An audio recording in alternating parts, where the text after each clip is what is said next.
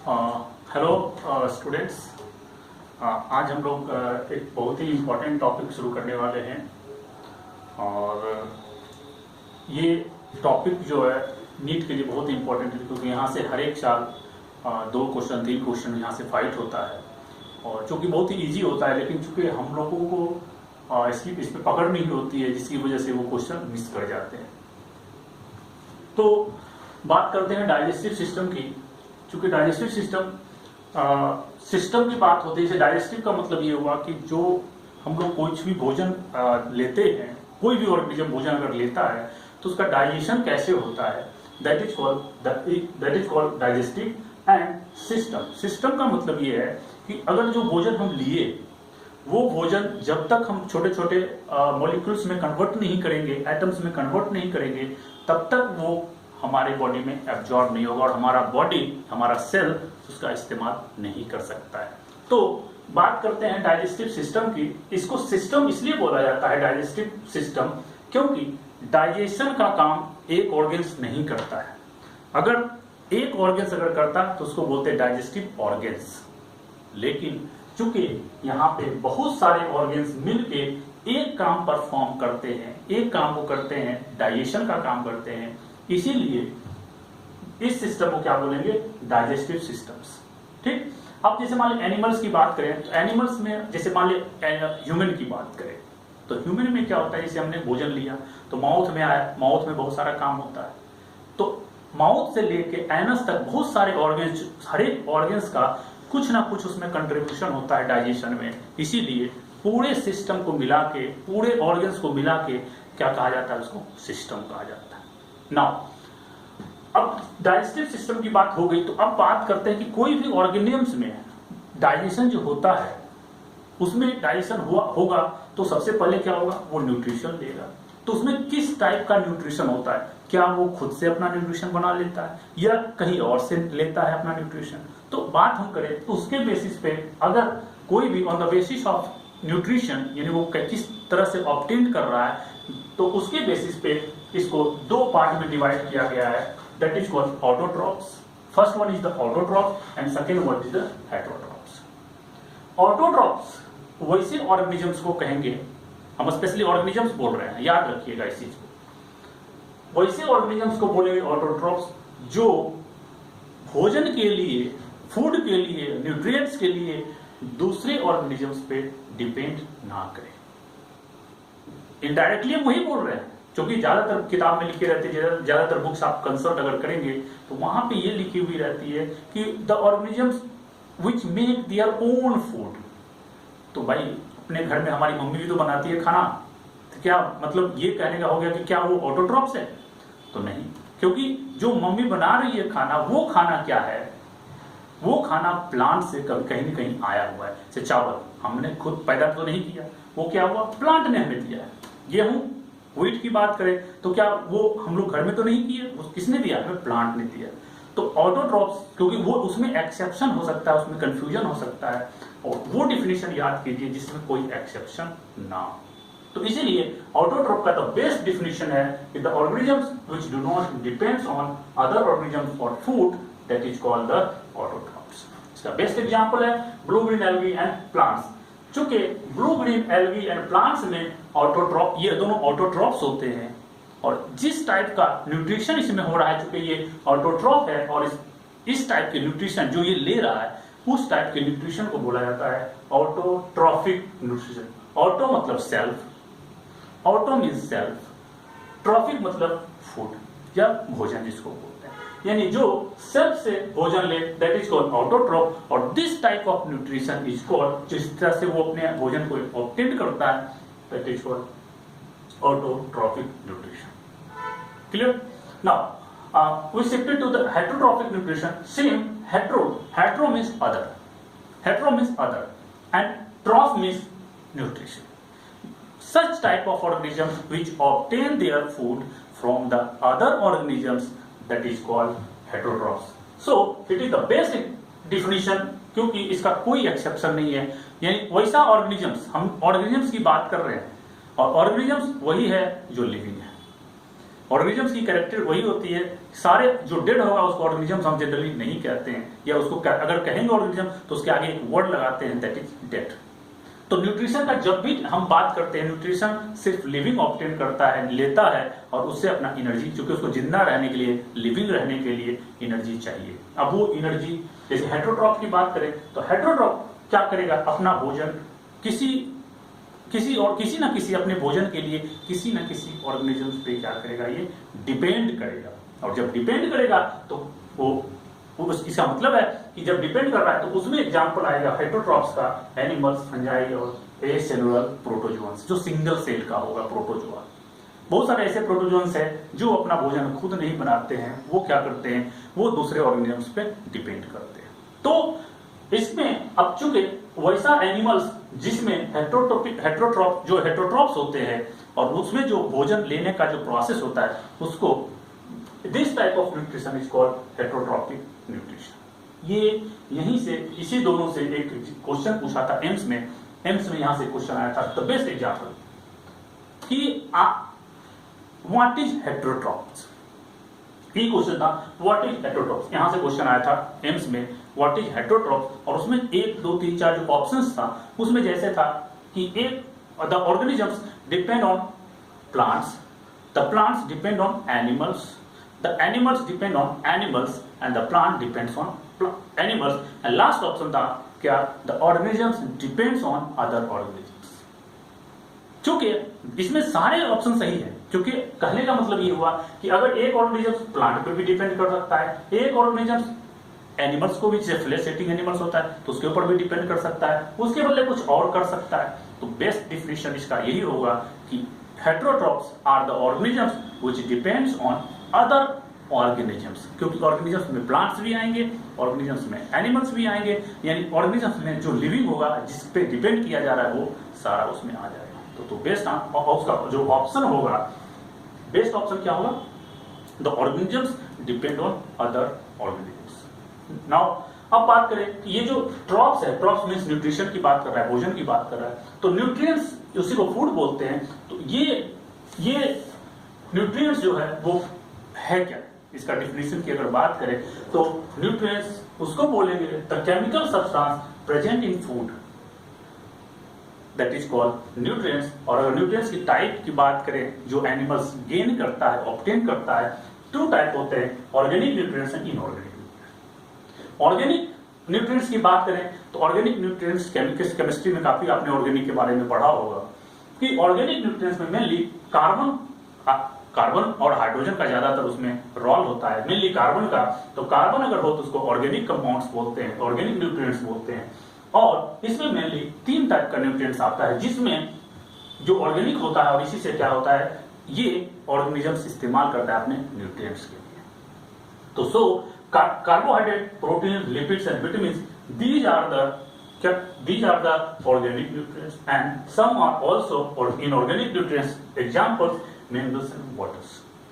तो ये ऑर्गेनिक, ये जो अमाउंट है वो ज्यादा चाहिए, इनऑर्गेनिक अमाउंट जनरली कम अमाउंट में चाहिए ऑर्गेनिज्म के सर्वाइवल के लिए। एक्चुअली ये न्यूट्रिएंट्स का क्या बात करता है, न्यूट्रिएंट्स का फंक्शन जो होता है, न्यूट्रिएंट्स का फंक्शन ये होता है कि अगर ऑर्गेनिजम्स न्यूट्रिएंट्स लेता है तो जो इसमें केमिकल बॉन्डिंग होती है वो बॉन्ड ब्रेक होता है, और उस बॉन्ड के ब्रेक होने से जो एनर्जी रिलीज होती है, उसी एनर्जी का ये क्या करता है, अपने सर्वाइवल के लिए इस्तेमाल करता है, क्योंकि बिना एनर्जी का कोई भी ऑर्गेनिज्म सर्वाइव नहीं कर सकता। ओके, नाउ अब बात करते हैं कि जो ये न्यूट्रिएंट्स है, वो न्यूट्रिएंट्स रिक्वायरमेंट कितना चाहिए,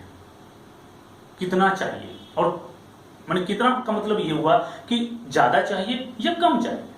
तो उसी की बात करते हैं, जैसे मैक्रोन्यूट्रिएंट्स, मैक्रो मतलब ज्यादा, बड़ा, वैसा न्यूट्रिएंट्स जो बॉडी के लिए, जो ऑर्गेनिजम्स के लिए, या जो ऑर्गेनिजम्स को ज्यादा चाहिए, किसके लिए, एनर्जी प्रोडक्शन के लिए। या यूं कह सकते हैं दूसरे सेंस में कि वैसा न्यूट्रिएंट्स जो ज्यादा एनर्जी प्रोड्यूस करे और जो ज्यादा अमाउंट में यूज किया जाए, that is called the macronutrients. और इसका यानी कहने का मतलब देखो, requirement in the more amounts for the energy production.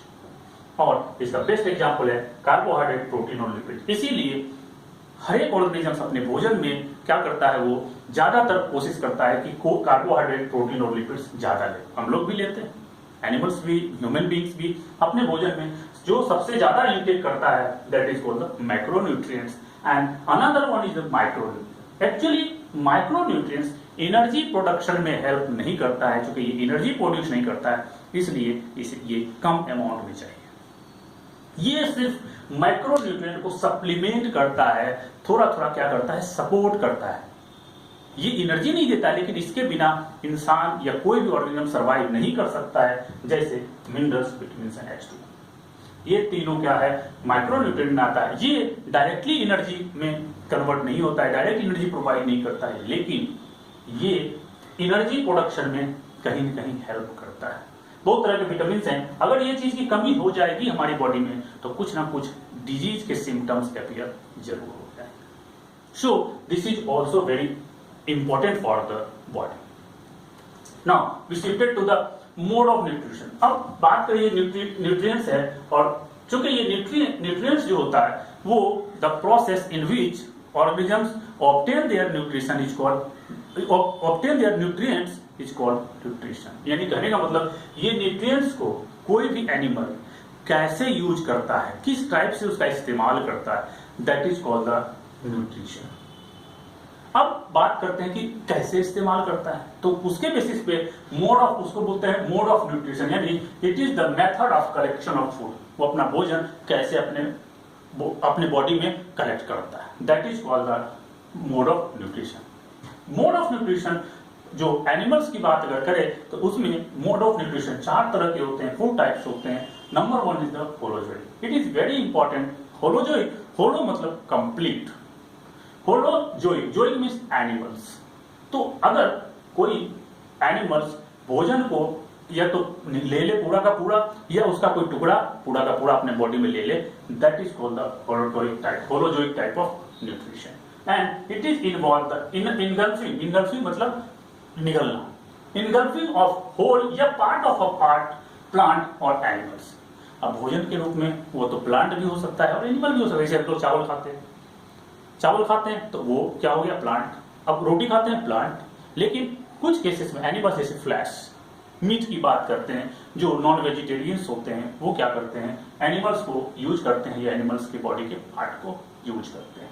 तो नाउ तो होलोजोइक जो होगा ये हमेशा होलोजोइक टाइप ऑफ न्यूट्रिएंट जो एनिमल्स होगा जिसमें ये होलोजोइक टाइप ऑफ न्यूट्रिशन होगा, वो हमेशा न्यूट्रिएंट्स को लिक्विड या तो लिक्विड फॉर्म में इंजेस्ट करेगा या इनगल्फ करेगा, या फिर सॉलिड फॉर्म में इनगल्फ करेगा। ये कैरेक्टरिस्टिक है कि इसका होलोजोइक है, और इसी का दूसरा नाम दिया गया, it is also called animal type of nutrition. इसका मतलब है एनिमल्स में, ज्यादातर एनिमल्स में चूंकि होलोजोइक टाइप ऑफ न्यूट्रिशन होता है, इसलिए उसका नाम ही दे दिया गया एनिमल टाइप न्यूट्रिशन और होलोजोइक न्यूट्रिशन। और इसका बेस्ट एग्जांपल है एनिमल्स, जितने भी एनिमल्स हैं इस अर्थ पे, जितने भी एनिमल्स हैं वो उसमें होलोजोइक होगा, और उसमें most of free living protozoans, most of मतलब ये होगा कि प्रोटोजोन्स में कुछ ऐसे होते हैं जो ऑटोट्रॉफिक होते हैं, लेकिन इसीलिए कुछ ऐसे होंगे, जैसे इसमें बात करें कुछ जो नहीं इसमें कंसीडर किए जाते हैं, वो है जैसे यूग्लिना। यूग्लिना क्या है, प्रोटोजोन्स है, और प्रोटोजोन्स क्या करता है, उसमें चूंकि यूग्लिना में फोटोसिंथेसिस होता है और वो भोजन के लिए किसी अदर ऑर्गेनिजम्स पे डिपेंड नहीं करता है। अब नहीं किया तो बात हम करें तो इसीलिए लिखा गया मोस्ट ऑफ। अगर सारा होता तो क्या लिखा जाता, ऑल फ्री लिविंग प्रोटोजोन। तो चूंकि यूग्लिना इसका एक्सेप्शन है, इसीलिए क्या कहा गया, मोस्ट ऑफ। अब एनिमल्स की बात करें, एनिमल्स में बहुत सारे टाइप्स होते हैं, बहुत सारे टाइप के एनिमल्स होते हैं, जैसे हर्बीवोर्स। हर्बीवोर्स उस एनिमल्स को बोला जाता है जो ये हर्बीवोर्स वैसा एनिमल्स जो प्लांट्स पे डिपेंड करे, यानी विच ईट्स प्लांट्स, यानी वैसा एनिमल्स जो प्लांट्स को अपने भोजन के लिए इस्तेमाल करे, अपने न्यूट्रिएंट्स के लिए इस्तेमाल करे, दैट इज कॉल्ड हर्बीवोर्स। दूसरा एनिमल्स होगा कार्निवोर्स। कार्निवोर्स वैसे एनिमल्स को बोलते हैं जो फ्लैश ईटिंग एनिमल्स होगा, जो मांस खाता हो, जो एनिमल्स को किल करके खाता हो, that is called the carnivores. Herbivores का एग्जांपल से जैसे काउ, गोट या और भी जितने भी हैं, जैसे बोल सकते हैं बफेलो इस एरिया में, तो ये सारे क्या है, हर्बीवोर्स। कार्निवोर्स की बात करें तो कार्निवोर्स में मेनली जो फ्लेश ईटिंग एनिमल्स है जैसे टाइगर्स, लायंस, ये सब जो होते हैं कार्निवोर्स होते हैं। ओमनिवोर्स, ओमनिवोर्स वैसा such type of animals which eat herbs as well as flesh, यानी flesh as well as herb eating animals is called omnivores. और इसका बेस्ट एग्जांपल है क्या, कॉकरोच, ह्यूमन बींग्स। तो ये ऐसा है जैसे बियर, ये क्या करता है, प्लांट्स को भी करता है ईटिंग और एनिमल्स को भी ये ईट करता है। तो इसका मतलब ये हुआ ओमनिवोर्स में, अगर बेस्ट ओमनिवोर्स की अगर हम बात करें, बहुत जगह ऐसा भी होता है कि एनिमल्स में जैसे ह्यूमन बींग्स, जैसे हरियाणा के लोग क्या करते हैं कि वो जनरली शाकाहारी होते हैं, जनरली वेजिटेरियंस होते हैं। तो इसलिए एनिमल्स, अगर ह्यूमन बींग की बात करें तो उसको सबसे बेहतर ओमनिवोर्स कहना थोड़ा सा गलत है, ठीक है, ऐसे कंसीडर एग्जाम्पल में आ जाएगा, लेकिन सबसे बेस्ट एग्जाम्पल हुआ कॉकरोच। कॉकरोच एक ऐसा एनिमल्स है, कह सकते हैं, जो एनिमल्स को तो खाएगा ही, प्लांट्स को तो खाएगा ही, उस समय अगर वो भूखा होगा, अगर उसे नहीं कुछ मिला तो वो पत्थर भी खा जाएगा। और उसके बारे में कहा जाता है कॉकरोच के बारे में कि अगर इस पूरे अर्थ, अगर ये पूरे अर्थ पे एटम बम का अगर अटैक हो जाए तो सब कुछ खत्म होगा, बचेगा तो सिर्फ कॉकरोच बचेगा। इसीलिए कॉकरोच के बारे में कहा जाता है कि cockroach is the best omnivores because animal, plant के अलावा वो पत्थर भी खा लेगा, अगर कुछ नहीं मिलेगा तो पत्थर खा के भी वो सर्वाइव कर सकता है। सो ओमनिवोर्स, देन इंसेक्टिवोर्स, वैसा एनिमल्स जो इंसेक्ट को खाए, that is called insectivores, like lizards. Best example lizards. Lizards क्या करता है, इंसेक्ट को खाता है। फ्रूगीवोर्स, वैसा एनिमल्स जो फल खाता हो, fruit eating animals is called frugivores. इसका बेस्ट एग्जांपल है मंकी। मंकी ज्यादातर अपना भोजन क्या करता है, फ्रूट से ऑब्टेन करता है, फ्रूट लेता है, that is called frugivores. And last में द सैंग्विवोर्स। सैंग्वी मतलब ब्लड, वैसा एनिमल्स जो दूसरे एनिमल्स के ब्लड पे डिपेंड करता हो, दैट इज कॉल्ड सैंग्विवोर्स। इसका बेस्ट एग्जांपल क्या है, leech. Leech is the best example. ये हमेशा दूसरे एनिमल्स से डायरेक्ट ब्लड को सक करेगा और उसी से क्या करता है, वो अपना भोजन ऑब्टेन करता है, दैट इज कॉल्ड सैंग्विवोर्स। क्लियर, ये सारा पॉइंट क्लियर, चूंकि बहुत इंपॉर्टेंट है, नीट पॉइंट ऑफ व्यू से ये सारे क्वेश्चन पूछे जा चुके हैं। कहीं न कहीं आज से 10 साल पहले, 12 साल पहले, हर एक साल यहां से क्वेश्चन, इस पोर्शन से क्वेश्चन आता है। सो अब सेकंड ये होलोजोइक हो गया, दूसरा सैप्रोजोइक। सैप्रोजोइक टाइप ऑफ एनिमल्स, यानी वैसा ऑर्गेनिजम्स जो सड़ी गली चीजों पे या मेनली डेड ऑर्गेनिजम्स पे डिपेंड करें अपने भोजन के लिए, यानी कोई